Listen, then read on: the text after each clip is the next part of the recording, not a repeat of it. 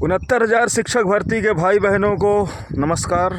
साथ में हमारे राकेश भारतीया जी हैं जो 22,000 टंकी पर जब धरना चलता था तो लगातार हमारे साथ रहे और 61 के केस में हमारे साथ जेल में हमारे ही बैरक पे थे। तो हम लोग यहाँ पे जो माघ मेला लगता है इलाहाबाद में, उस ग्राउंड पे आए हैं। मेला तो लगभग ख़त्म हो गया है। शिवरात्रि जो है लास्ट मेला रहता है, माघ मेला। उसके बाद शिवरात्रि के बाद मेला ख़त्म। तो अभी करीब 8 मार्च को शिवरात्रि है, उसके बाद मेला पूर्ण रूप से समाप्त हो जाएगा। तो बहुत से भाई बहन का फ़ोन आता है कि विवेक भाई क्या होगा। अच्छा, कुछ चीज़ें मैं साफ़ सुथरी बताना चाहूँगा। कोर्ट में मुद्दा चल रहा है, ये मुद्दा चलता रहेगा और लगभग मुझे लगता है ये चुनाव तक खिंचेगा। ऑर्डर जो रिज़र्व होगा, मुझे ऐसा लगता है चुनाव ख़त्म होते होते ही ऑर्डर रिज़र्व होगा। और क्या फ़ैसला आएगा ये सिर्फ सरकार जानती है, फिर उसके बाद कोर्ट। मैं आपको एक चीज़ सच बता देता हूँ, कोर्ट जो होती है वो सिर्फ ऑर्डर सुनाने का जरिया होती है। ऑर्डर पर मुहर कौन लगाता है पता है? सरकार। और सरकार यूपी गवर्नमेंट के साथ एक और हैं, केंद्र सरकार।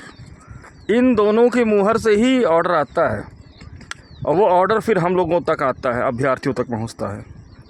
तो ये मान के चलिए, जब तक सरकार नहीं चाहेगी एक सीट किसी को नहीं मिलेगी। आप पूरी ज़िंदगी कोर्ट केस खेलते रहिए, लेकिन यदि सरकार ने मन बना लिया, सरकार की अगर इच्छा हो गई कि लगभग 10,000 भाई बहन हैं उनको याची लाभ दिया जाए, तो ये मुद्दा ख़त्म हो जाएगा।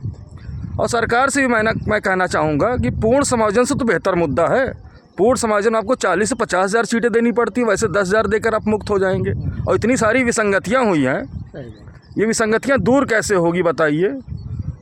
पेपर आउट होना, आंसर की वायरल होना, क्या नहीं हुआ? क्या सेंटर नकल नहीं हुई है? हर जगह नकल हुई है। एग्ज़ाम से 4 घंटे पहले पेपर लोगों तक पहुंच गया और सरकार के पास सारी जानकारी है, ऐसा कुछ नहीं है। अभ्यर्थियों के पास भी जानकारी है सब। तो सरकार से हाथ जोड़कर हम लोग निवेदन ही कर सकते हैं अभ्यर्थियों की तरफ से, जो हमारे आरक्षण के भाई बहन हैं। राकेश भारतीया जी हमारे SC समुदाय से हैं, मलकीत सिंह जी हैं, अभय श्रीवास्तव हैं, अरविंद शिखरवार, SP सिंह, आलोक सिंह, शिखा बहन हमारी, सभी लोग तो परेशान हैं नौकरी के लिए। BP डिसूजा जी, सब परेशान है। सबकी उम्मीदें यही है कि नौकरी मिल जाए। हम अभ्यर्थी लोग परेशान हो गए। लगभग करीब 4 साल हो गया, देखा जाए तो अब 5वां साल लग गया। ये वैकेंसी अब तक ख़त्म हो जानी चाहिए। और सरकार से भी कहेंगे कि जो 10,000 याची बने हैं उसमें आधे से ज़्यादा तो ओवरेज हो गए। कोर्ट में वही आता है जिसके पास डू एंड डाई, करो या मरो की स्थिति होती है। और जिनको याची नहीं बनना, जिनको नौकरी नहीं चाहिए, वो सोचते हैं नई वैकेंसी की तैयारी करेंगे। वो घर पे बैठ के सो रहे हैं, तो उनको सोने दीजिए। और सरकार चाह ले तो सबके साथ कल्याण हो जाएगा। तो सरकार से तो निवेदन ही हम लोग कर सकते हैं, हाथ जोड़कर विनम्र निवेदन कर सकते हैं। कोर्ट से भी हाथ जोड़कर विनम्र निवेदन कर सकते हैं कि फ़ैसला अभ्यर्थियों के हक़ में सुनाया जाए। और देखिए, याची, बहुत लोग याची के लिए फ़ोन करते हैं। देखिए, याची आप तब बन सकते हैं जब तक ऑर्डर रिज़र्व नहीं हो सकता है। रिज़र्व होने के बाद तो आप याची नहीं बन पाएंगे। तो जो भी याची बनना चाहें, बहुत लोग फ़ोन किए थे, वो ऑर्डर रिज़र्व होने से पहले बन सकते हैं, ऑर्डर रिज़र्व होने के बाद नहीं। क्योंकि देखिए, ना तो याची बनने से सरकार रोक सकती है, क्योंकि सरकार को भी पता है कि ऑर्डर रिज़र्व होने से पहले कोई भी याची बन सकता है। और ना कोर्ट रोक सकती, कोर्ट को भी पता है नियम कानून कि जब तक हमारा ऑर्डर रिज़र्व नहीं होगा 69,000 का, तब तक तो लोग याची बनेंगे। तो बहुत से भाई बहन का फ़ोन आया था, तो हम ये कहना चाहेंगे कि जनरल की याचिका एक पड़ेगी और एक आरक्षण की याचिका पड़ेगी। जिनकी इच्छा हो वो याची बन सकते हैं। और अगर ऑर्डर रिज़र्व हो गया तो हम याची तो नहीं बना पाएंगे। और किसी को किसी प्रकार का कोई क्वेश्चन, कोई प्रश्न पूछना है तो हमारे 8299414627 82 99 41 40 27 पर हमें आप कॉल कर सकते हैं। एक निवेदन है, इतना आप लोग वीडियो देखते हैं, इसको शेयर नहीं करते। सभी को कष्ट इसी बात का होता है, शेयर तो कर दिया करो मेरे भाई। हैं, कितना लगता है? 1 मिनट लगेगा, 1 मिनट में शेयर नहीं कर सकते हो। और सब्सक्राइब करने में कितना, बस उंगली में दर्द होता है क्या? उंगली को बस क्लिक करना होता है। हमारी बातों पे बुरा मत मानिएगा, हम बड़े भाई होकर बोल देते हैं। क्योंकि देखिए जितने अभ्यर्थी सब हमारे छोटे भाई हैं, ज़्यादातर देखा जाए तो सबसे ज़्यादा सीनियर मैं ही हूँ। बीपी डिसूजा भी है। हाँ, एक बीपी डिसूजा जी हैं, वो हमसे भी बड़े हैं 2-3 साल, है ना, 3 साल हो गया, और बड़े होंगे मेरे ख्याल से 5 साल बड़े हमसे। हाँ, वो बड़े हैं। हाँ, तो जितने हमारे बड़े भाई हैं उनका सबका सम्मान है, जितने अभ्यर्थी हैं उनका सबका सम्मान। परिवार है, 69,000 हमारा एक परिवार की तरह है। तो हर भाई बहन की बातों को सुनना पड़ता है। कभी कोई भाई बहन नाराज़ हो जाए तो उसकी बातों को भी सुनना पड़ेगा हमें। कोई भाई बहन खुशी हो के बोलेंगे तो उनकी बात भी सुनना पड़ता है। तो ठीक है, सबके अपने अपने विचार, भगवान ने जिसको जैसा बना दिया, सबके विचारों का सम्मान करना चाहिए। देखो एक चीज़ बताएं, इंसान की जो आत्मा होती है वो कभी गलत नहीं होती है। आत्मा जो है सही निर्णय देती है। ये जो मन होता है चंचल होता है, यही गलत निर्णय देता है।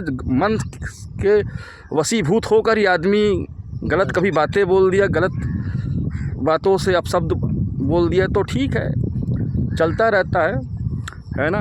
कोई हमको फ़ोन करके बोलता है विवेक भाई हमको ग्रुप में ये बोल दिए, कोई फ़ोन करके कहते विवेक भाई बताइए क्या होगा, हम लोग ओवरेज हो रहे हैं। नई वैकेंसी वाले कुछ सुना देते हैं जो हम लोग 69,000 में, तो सुना देते, सुन लो, क्या करना है। एक अच्छी बातों को ग्रहण करो और जो निगेटिव बातें एक कान सुनो दूसरे कान से निकाल दो। दिल पे नहीं लेना चाहिए। कितना दिल पे लोग, समाज, परिवार, मोहल्ला, रिश्तेदार, दोस्त, सबका 4 साल से तो हम लोग सुन ही रहे हैं। सुन के हम लोग थक गए हैं। तो अपनी बातों को विराम दूंगा। हाँ, फिर से बोलूँगा कि एक जनरल की याचिका पड़ेगी, एक आरक्षण की याचिका पड़ेगी। जो भाई बहन याची बनना चाहें बन जाएं। उसके लिए हाँ, लखनऊ डालेंगे। लखनऊ में ही डालेंगे। लखनऊ सही रहता है क्योंकि मेन केस हमारा लखनऊ चल रहा है ना, तो उचित यही लखनऊ। तो किसी को किसी प्रकार की कोई समस्या हो तो फ़ोन कर सकते हैं और निश्चिंत रहिए, हम सरकार तक तो बातें पहुँचाए ही हैं कि जितने हमारे कोर्ट भाई बहन हैं उनको याची लाभ दिया जाए, फिर अगर पहुँचाएँगे, ऐसा मत सोचिएगा आप। हम शांत नहीं बैठे हैं और हम जो भी हमारे पक्ष विपक्ष के नेता हैं, बीजेपी के मेन लीडर हैं, चाहे ब्रजेश पाठक जी हों, चाहे केशव प्रसाद मौर्य जी हों, चाहे संदीप सिंह जी शिक्षा मंत्री हैं, और सीएम साहब महाराज जी तो मेन हैं। इसके अलावा कोशिश करेंगे केंद्र सरकार के जो मेन मंत्री हैं, अगर वहाँ तक बात पहुँच जाए तो सबका भला हो जाए। सबकी भलाई में ही अपनी भलाई है ना। सर्वजन हिताय सर्वजन सुखाय कहने का मतलब सबके लिए अगर आप अच्छा सोचेंगे तो आपके साथ अच्छा ही होगा। तो राकेश जी कुछ 1-8 मिनट तो बोल ही दीजिए आप सर, इतने दिन बाद आए हैं। नहीं, हम जो भी बोलना था वो तो आप मेन मुद्दा रख ही दिए। अच्छा, रख दो। बस वही है कि जो अभी आदमी जानते हैं नई वैकेंसी तो आना है नहीं, बहुत मुश्किल है इस सरकार में। तो जो अभी अगर 69,000 में वैकेंसी में रहा है तो वो याची लाभ के लिए अपना प्रयास कर सकता है। उसके लिए सबसे अच्छा हम अभ्यर्थी हैं, हमें जात धर्म से मतलब नहीं है, हमें सिर्फ नौकरी से मतलब हो। अभ्यर्थियों से निवेदन, सब एकजुट रहो, आपस में कोई बात विवाद न रखें। नौकरी मिलने के बाद आरोप प्रत्यारोप लगाना कोई दिक्कत नहीं है, बात विवाद चलता रहता है। 69,000 परिवार की तरह फिर से मैं कहना चाहूँगा, इसलिए बातों को ध्यान न दिया कीजिए। कभी कोई भाई बहन बोल दें या कभी वो तो चलता रहा, कोई मित्रवत बोल दिया कुछ कि यार इतना गौर नहीं करना चाहिए। हमारे पास फ़ोन आते हैं कि विवेक भाई कुछ नहीं होना है, इतने साल में नहीं हो पाया, उतने साल नहीं। परिवार वाले बोलते हैं, उनके रिश्तेदार, नातेदार, मोहल्ले वाले, तो इन सब बातों पे लोगों को बुरा नहीं करना चाहिए। बाकी भगवान पे छोड़ दीजिए, अपना कर्म करना चाहिए। बाकी फल की चिंता भगवान के ऊपर छोड़ दीजिए। तो उसके लिए आप निश्चिंत रहिए।